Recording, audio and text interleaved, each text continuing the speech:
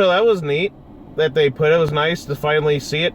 All the hype I've been hearing from people and stuff, I'm like, yeah, I don't know, it's hype, you know, but I don't have Netflix and I never will, so it's kind of, either you sail the high seas, they put on DVD or something, or they give us a theatrical thing, which was nice. I'm like, we should go see it. I don't know. And I was like, oh, come on, let's do it. Why not? So we'll go see it. It's got cute, you know, Asian girls in it, you know, animated Asian girls, so it's like, why not? And then music, so it should be fun. And it seemed like a neat premise, and it was. So I thought I enjoyed it. Yeah, I heard a little bit about someone else's review on it, and it's actually better than I expected. Yeah, I really enjoyed it. The Kpop Demon Hunters. I guess we didn't say that, but Kpop Demon Hunters. I really enjoyed it. I'm not going to lie, the Soda Pop song is still stuck in my head over every song. So I have to admit, it's a catchy song. The songs are pretty good. You know, they were nice. I like the turmoil and stuff for everyone, especially Rumi. So you had Rumi, Mira, and Zoey. You know, so again, they were cute. They all had their different personalities. Yeah. You know, she's the main girl, Rumi, and then Zoe's the cutesy one. And then Mira is the tough girl. She got that deeper voice, which is always awesome. So I really dug that and that personality. So they just all, it worked. I was thinking many things, like Totally Spies. Yeah. But it's K-pop Demon Hunters. I'm sort of like, it's kind of like, you know, you got Sam, Alex, and Clover, but this is Rumi, Mira, and Zoey. I was like, hey, I like Totally Spies. So again, you know, but K-pop hunters. And then, like, Rumi going through her stuff there made me think of, like, Elsa. Only K-pop Demon Hunter version. So it was enjoyable. I really liked it. I liked the animation was nice. The designs were nice. Again, the girls looked cute. I like their designs. Looked really good. The guys look just like how you would they're like animated versions of K-pop guys. I especially like the guy with the hair covering his eyes look. Always cool in anime and cartoons in general.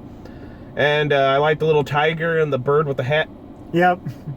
Well, it's supposed to be supposedly his hat, but then the bird, you know. But it works with the bird. I don't know. With the bird. So I don't know, I liked it. And then Chang was their manager from Community, so that's always cool seeing Kenji on there. Yeah, I'm like, I'm hearing that voice, and I'm like, that's Chang, isn't it? I'm like, it has to be. And I'm like, yeah, it's Chang. Chang. God, Community, I miss you. But it was really good. The music was good. The story was nice. The animation was nice. I think I liked all of it, yeah. I also really enjoyed the film. I agree. Everything was pretty much good across the board. I think the thing that, besides the songs that really sell the movie, is the heart and story that they put into this. That's what I think really moves you. It helps draw you in besides the songs. Because obviously songs can... You know, when they were all... Inside, I was all... Pretty much. It definitely grabs your attention. And premise of the whole thing is not only just good for female audience, I think it has enough action and stuff to draw even the male audience in. Well, yeah, like, you know, you got all that stuff there. You don't want to get too in your face, but right now with Disney being stupid for what they did with ruining stuff, now they're like, we want to bring boys back. It's like, you had the IPs to make boys, then you went and ruined it. So now, because now they want to bring stuff for boys, now everyone's making fun of boys again, as always, and guys, because, like, why should they have something? It's like, well, why should everything be girls only or for everyone? Why is there never a for boys thing anymore? So it's nice that this thing can be an appeal for everybody. I agree. But they did do a good job for, like, this is something that, again, for girls, like for women, females. So it's like, we can have stuff that's for them. Why can't we make stuff that's for boys? I'm just going after the one guy from that crappy Disney show. We'll put it right here. Who made all these comments making himself look like an a-hole. Like, it's good that we have something here for girls. And then, like, the next day he goes, why do boys matter? That attitude. And it's like, he's the problem. And that's why everything's failing now, because we have that mindset. But it's nice to see that, you know, this thing come together. You got the stuff with the demon designs, which look good. I like the way they looked. You got the action-y stuff in there, so that's enough to draw in anyone besides, you know, like, and then the girls can enjoy that too, obviously. Wow. But it's just interesting, you know. And then again, it made me feel a little bit of Inuyasha. You mentioned Totally Spies, Elsa, Inuyasha, because of the half-demon thing. So I'm starting to think, ooh, Inuyasha. So it makes me think, it's got like everything. You got the music, you got the characters, the story. the trauma and all that stuff there, and it's just, you know, holding it in and accepting, and then it was very, very good stuff. I think what really helps this film a lot is the emotion that they put into it, because the emotion is very important in this story, because that's what is the downfall of the characters or people in general. This could speak to anyone, this movie, I think. The fans that are feeling insecure, the artists that are insecure, even the demons that are feeling insecure. And those things can consume you, kind of like you said, like Elsa, where the fear can consume you. And it's they're telling her to hide it, you know, conceal, don't feel. So I'm kind of like, She's like Elsa, only K-pop girl with nice hair. And this movie's about accepting yourself, and in a sense also accepting others. Just like you kind of mentioned with Inuyasha, where Inuyasha just wants to be a demon, and he doesn't care for his human side, but you got to accept both sides of yourself, because that's who you are. It's good stuff, good storytelling. Hell, yeah. It still affected. It was really good. I liked all of it. It is, and this may be girl-oriented, but I feel like it speaks to everyone, and it's a very good message for girls, because, you know, women can be very insecure, and it's about, you know, as I said, accepting yourself and being who you are, but in a positive way. You know, anyone can. So, you know? So that's what's. I think that's just really good. Best thing. And then is it Gino? I think it's Gino, right? For the guy that was with the main girl, the one guy. I liked him, of course. You know. Yeah. His backstory and everything. So that makes sense that it wasn't just they're all demon things, but then you did the pact with the devil thing there, and then that gets you become a demon type thing there. So it's like, And then the whole thing with the soul and then souls and everything. So I kind of like good messaging again with that too. So yeah, and I think this is a good way to do a villain that you can redeem, or a villain that you can relate with, instead of the way they've been watering down villains and stuff in Disney and stuff like that. I'd eat the popcorn out of her eyes. I thought they did a good job mixing the humor in there. And as you said, it definitely gives you the feel of Totally Spies. Yeah, it was good. I liked the goofiness, I liked the seriousness, I liked the style, I liked how they looked. The girls were great. Again, it just makes you feel that, because those are characters from other things that, you know, they work. It's that dynamic that works. Like the one, like say a Briar and Heather, you know, those characters always work together with the one character like this, with the one and them always, the serious one and the goofy one have them work together, you know. It's like that always just works. And it's very, very good movie. It was very nice to see this. I was shocked that it was mostly kids. I was expecting the way this was all talk like. I was like, because again, we were, know nothing of this, but it's a sing-along, so that's what's neat. And I haven't been to one of those since they did with Frozen back in 2014, where they did Frozen sing-alongs. And again, that was all kids. But yeah, there were some adults there too, so it always makes it awkward. But butter on that popcorn. But it was a sing-along, so I was like, they had the words on the screen and everything, and then at first it does, but then I started hearing the kids behind us, they were singing along to a lot of the songs. So I'm like, good. Not loud. And so that, like with other ones I've been to, but they were, I was thinking it was going to be more, teens and up, 20, 30, 40 somethings that are into this stuff, that constantly talk about this thing. And they're constantly doing the shipping stuff, like the girls are doing the shipping and guys are making all the R34 stuff of the girls. Mm-hmm. So nothing wrong with that. So all that stuff is good. But, tear on that popcorn, they, it was like, oh, so I was feeling like, then we picked our seats right in the center, and I was like, because I like, and it's like, oh, great, we're going to be surrounded by everyone that's going to be just like, oh, we're going to be out of place, or more so, because we're not going to be all singing along. And then they didn't have to worry about it, because, it was just kids. But the kids were enjoying themselves back, so it was fun. But from what I've seen, I think Saturday and Sunday at the box office combined, it looks like it was 17 to 18 million for the box office. And I'm like, holy crap, that might just 2 days, because it didn't show anything for Friday. So I'm like, was it only just Saturday and Sunday? And then I'm like, holy crap, and that's enough to beat out Weapons, which was number one for 2 weeks, could have been a third. So I'm like, this might be the number one. So it was enjoyable. I can see why, and I don't know what they would do for a sequel, but go for it, I guess, obviously. So I'll go see it if they put it back in theaters again, because screw Netflix and all these streaming sites I don't support. But I support theaters and going to movies that way. So put it back in there. Give us another. Look how well this thing did. This thing did money, just like the Ninja Turtles, where they're going to extend the first movie again. Now they're going to get the second Turtles movie next year. Hopefully they'll also do the third. I'm up for that. So release these things because people want to see these. Put these on DVD and Blu-ray too.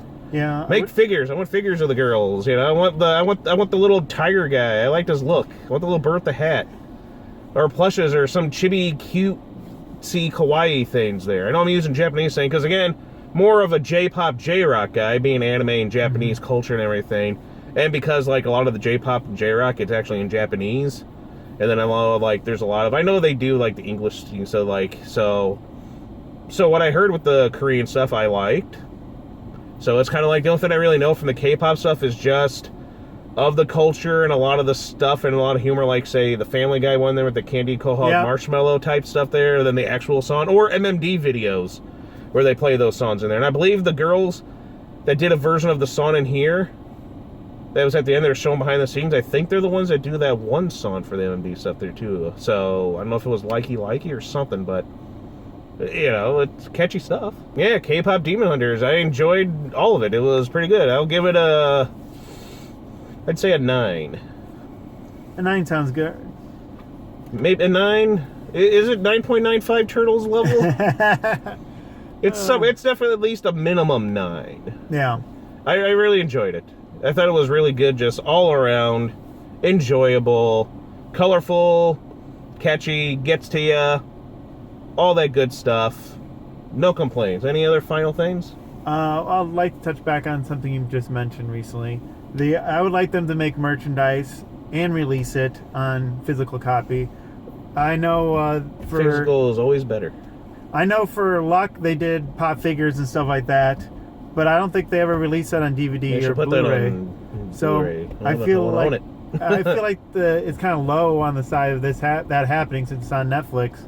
But since it is with how popular, hopefully they will. So they definitely should do that.